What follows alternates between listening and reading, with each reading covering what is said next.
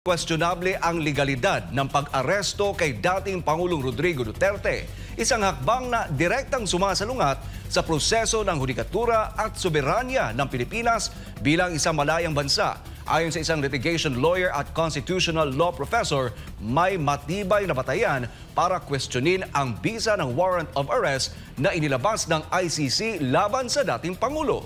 Narito ang balita. I am a citizen of this country, a former president.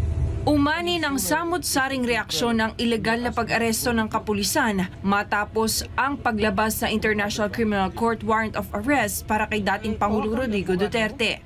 Habang marami ang bumabatikos at nagtatanong sa legalidad ng naturang hakbang, ilang eksperto sa batas ang naninindigang nilabag ang umiiral na proseso ng ating hudikatura, isang direkta at seryosong hamon sa soberanya ng Pilipinas.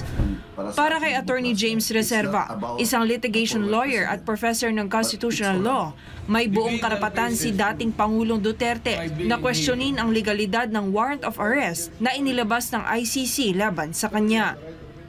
Merong right si Pangulong Duterte to question the validity of the warrant of arrest kasi talagang maraming questions yan. One fundamental question is lack of jurisdiction. Dapat na-resolve yan. At saka, bakit hindi siya lang pinagbigyan ng, imagine, he is denied of a visit of his family members.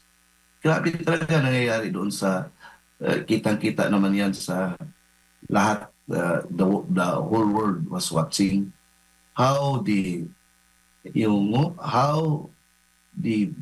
rights of the former president, including his family members, were trampled upon. Sabi pa niya, tila isang direktang sampal sa integridad ng hudikatura ng ating bansa ang ginawang hakbang ng ICC. Anya, ang nangyari ay mistulang pagpapahiwatig na hindi kayang maglitis ng sariling korte ng Pilipinas, isang bagay na mariin niyang tinututulan. Ito ang hypocrisy. We are always fighting and asserting our sovereignty. Abstract nga yan naman sovereignty. Ito, actual na ito eh. Ating former president, ating citizen. Ngayon, isurrender natin. Why not try him before our judicial bodies? We are proud to shout to the whole world na we are a country of laws, a government of laws and not of men. Meron tayong functional judicial system. Bakit hindi natin dito i-litis? Bakit dito i-try na meron na tayong tested na mga sistema? Hindi lamang ito usapin ng legalidad. Isang malinaw na pag-atake rin ito sa karapatang pantao na itinakda mismo ng ating saligang batas, ayon kay Attorney Reserva.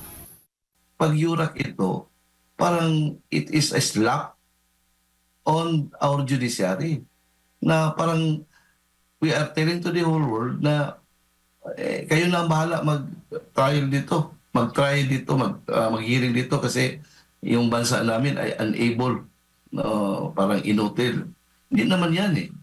Because as a lawyer, I am a witness to how robust, how strong, how functional our judicial system. Ang pag-aresto kay dating Pangulong Rodrigo Duterte ay hindi lang isang legal na usapin. Ito ay isang hamon sa kakayahan ng Pilipinas na ipatupad ang sariling batas at protektahan ang soberanya nito. Sa gitna ng mga tanong ukol sa jurisdiction at due process, nananatiling malaking issue kung dapat bang isang dayuhang korte ang maglitis sa isang Pilipinong opisyal ng Estado. Habang nagpapatuloy ang diskusyon, isang bagay ang malinaw. Ang desisyong ito ay may malawak at malalim na epekto hindi lang sa isang individual, kundi sa buong sistemang panghukuman ng Pilipinas. Ito si Jane Codnita, yung citizen correspondent nag-uulat para sa Diyos at sa Pilipinas nating mahal.